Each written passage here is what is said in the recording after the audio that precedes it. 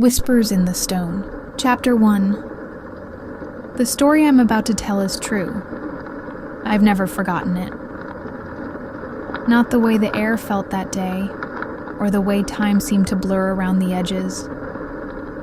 I was just a kid then, 11 or 12, but I remember every moment like it happened yesterday. It started like any ordinary afternoon. I got off the school bus, my backpack heavy with books I didn't plan to open, and made my way down the dusty driveway towards our house. It was spring, the kind of day when the sun warmed your skin, but the breeze still carried a hint of winter. As I rounded the side of the house, I spotted my mom in the garden, kneeling among her rows of vegetables and her gloves caked in dirt. Not far from her, my little sister was knee-deep in mud, singing softly to herself. She was 4, maybe 5 then. Her clothes, once yellow and clean, were now stained with mud from head to toe. "Hey, Ma," I called. "Can I go hang out with my friends at the arcade?" My mom sat back on her heels and pushed a strand of sweaty hair from her forehead. "Yes, but wash your sister off first. I don't want her tracking all that into the house." I nodded. "All right." I tossed my backpack onto my bed and headed back outside. My sister was still in the mud world, humming some tunes only she understood. The sun was beginning to dip, casting long shadows behind the house. Let me pause here to tell you about our place, because where we lived matters more than I realized at the time. We were out in the country.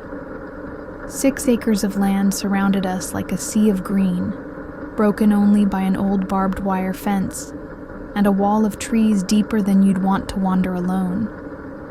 But the most distant part of our land was the hill out back. It loomed behind the house, steep, stony, and stubborn. Every weekend, my dad and brothers worked that hill trying to carve it down and flatten the land. It was backbreaking work, and most of the time they came back with little more than sweat and sore backs. But a few months before this story took place, they started finding something unusual buried in the hill.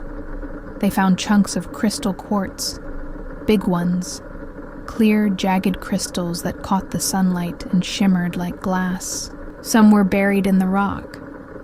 Others seemed to grow out of it, like the hill was hiding something ancient and beautiful beneath its surface, and maybe something else. There was a spigot out back, closer to the hill than the house. That's where I went. I connected the hose, twisted the metal handle, and waited as the water sputtered to life. As I straightened up and turned to go call my sister, I was stopped cold.